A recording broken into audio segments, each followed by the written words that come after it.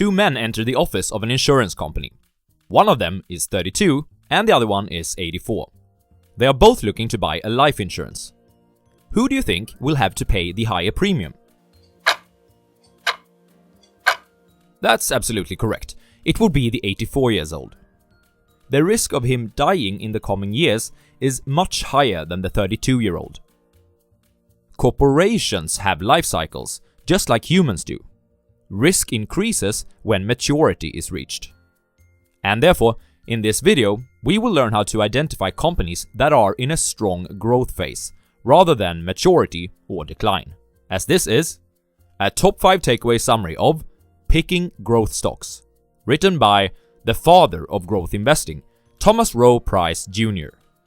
This is the Swedish Investor, bringing you the best tips and tools for reaching financial freedom through stock market investing.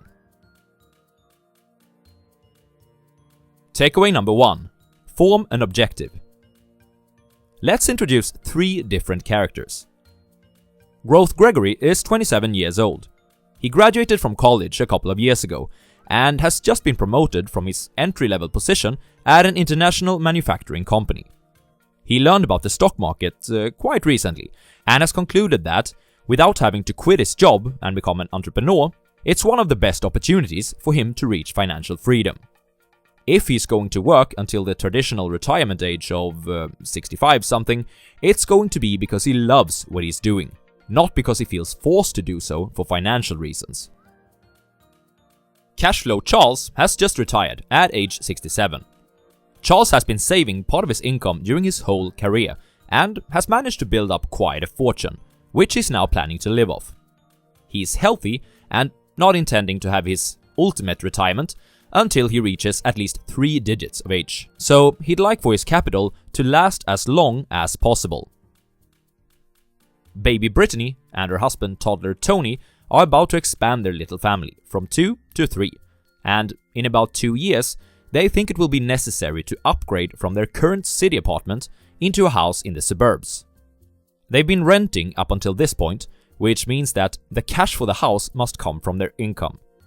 They've been saving for quite a while, but still need a bit more to be able to afford the house that they've set their eyes on. When you are investing, it's important to always have your main objective in mind. Usually, it boils down to one of the following 3: capital conservation, liberal income, or capital growth. Which objectives do you think that Gregory, Charles, and Brittany have?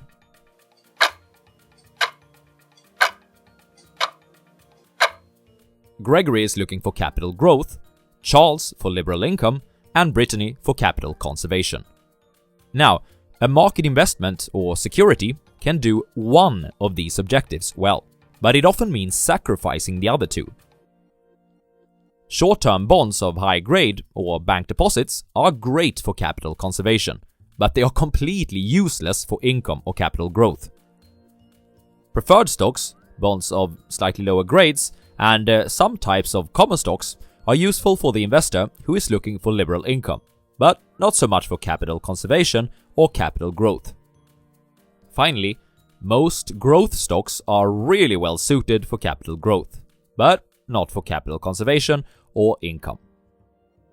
Since you are watching this channel, I assume that you aren't at the stage of Charles just yet, and since capital conservation is simple and quite boring, let's focus on finding stocks to aggressively increase the value of your portfolio, like Gregory aims to do, in the next 4 takeaways. Takeaway number 2.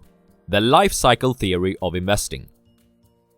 Corporations have life cycles, just like humans do. Risk increases when maturity is reached.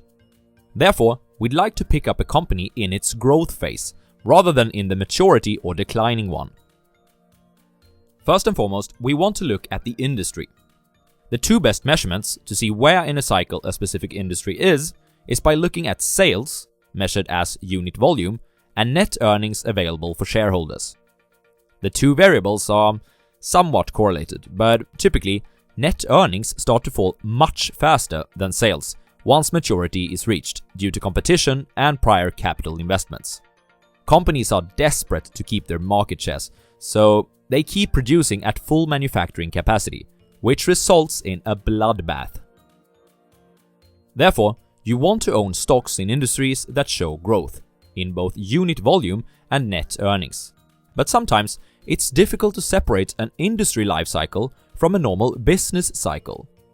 We want to identify the so-called secular or underlying trend, but actual sales and profits of an industry typically oscillates around the underlying trend because of many outside factors that are just distractions.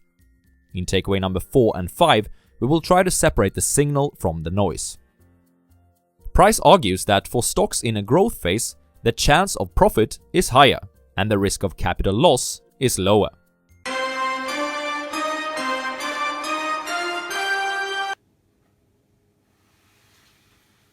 Okay, that's pretty much the theory behind it.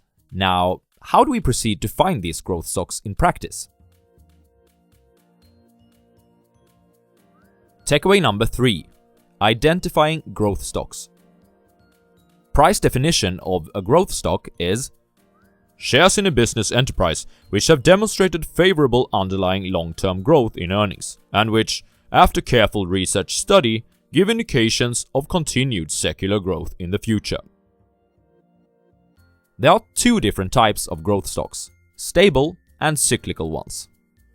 Those that have only minor fluctuations in earnings and dividends during times of turmoil are stable, and vice versa. Think a Disney versus a Volvo, the Swedish truck manufacturer. Moreover, growth stocks can be either of the first grade or of the second grade. First grade growth stocks are typically leaders in their fields, established companies which show financial strength. Second grade growth stocks are pretty much the opposite. Unseasoned, often dependent on a few or a single type of products or patents, and financially weak. Let's go through Thomas Rowe Price Jr.'s qualifications for each of the quadrants. First grade stable growth stocks must show 4 quantifiable qualities. Disney fulfills these criteria quite well, but that's not enough to say that Disney would have qualified as a growth stock that Price would have bought, just yet. There's also a future component built into this. We must be expecting, based on qualitative factors that we will go through in takeaway number 4 and 5, that both earnings and dividends will be higher in the coming years too. Second grade stable growth stocks should have the same qualities if I'm interpreting Price correctly, but I have to admit that it's a little bit vague in the book. I think that the only difference between the 2 groups are the aforementioned factors of being a seasoned player in the industry and the financial conditions. The Swedish company BioGaia qualifies quite well here, but it does have a strong balance sheet. On to the cyclical growth stocks. A first grade one should fulfill the following. I would argue that, at least while keeping the component of the future out of it, Volvo qualifies as such a stock. Both the earnings and the dividends from the last period of prosperity, the one before the financial crisis, has been surpassed in 2018 and 2019. If this trend can continue into the future is a different story, and for that we'll need to understand the next 2 takeaways. But finally, a second grade cyclical growth stock should show the following premises.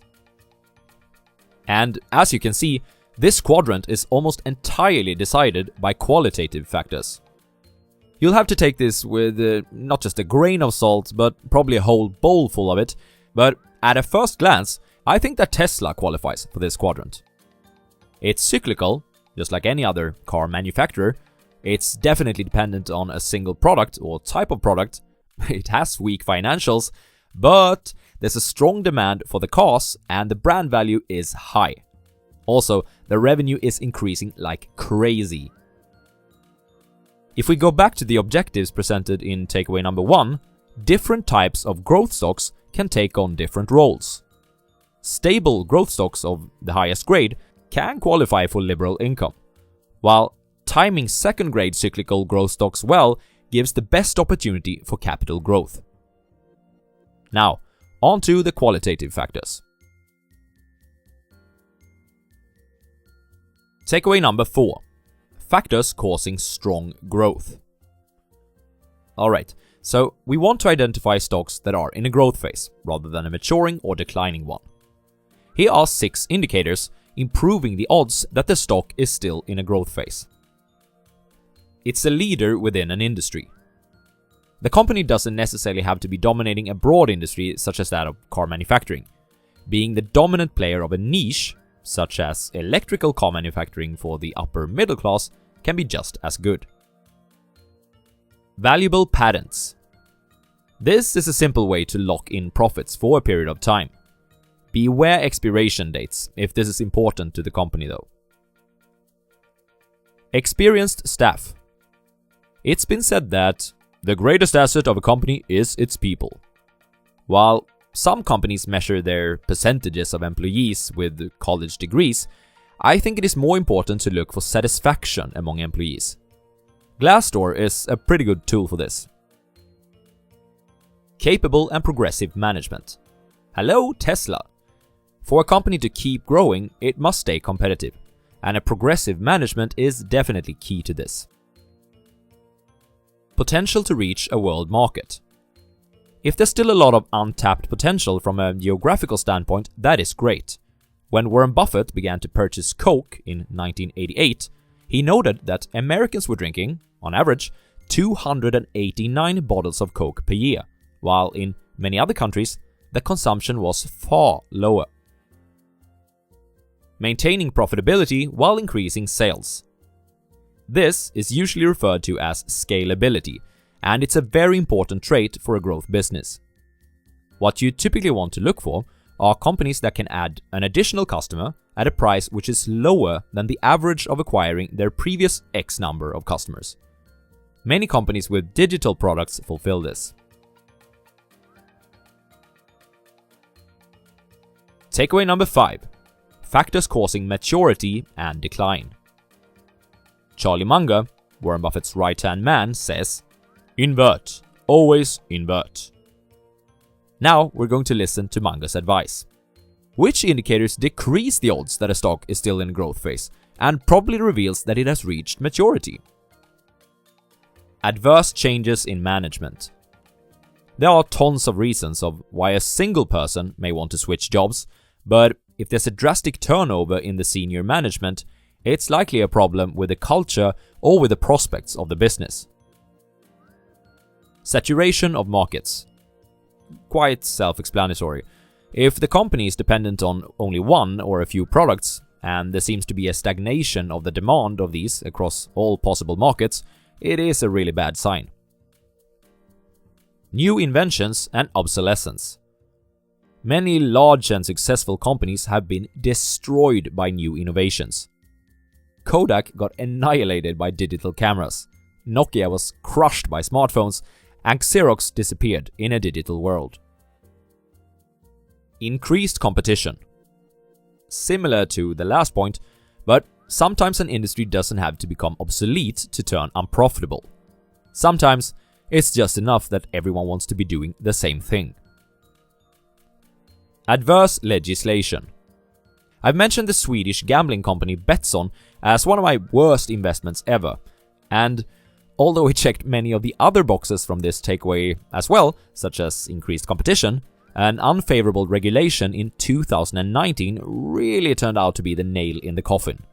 Increased taxes, a ban on certain types of marketing, and an increased ability for customers to control their own gambling behavior will surely lead to a stagnation or at least a sharp decline in the growth of the gambling industry in Sweden. Which may be a good thing, just not so much for my wallet. Rapidly increasing costs. The earnings of the aviation industry is affected by the price of oil. Manufacturing companies are affected by the price of commonly used metals such as steel, aluminium, and copper.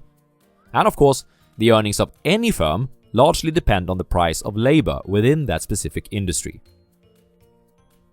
At times, a single one of these factors can cause a secular trend to halt. At other times, it's a combination of multiple effects, which are to blame. Now, I know that you might be thinking, well, what about the price of the business? Isn't that a factor to consider before buying too? An investment strategy that focuses more on the purchasing price is offered by Benjamin Graham and his value investing.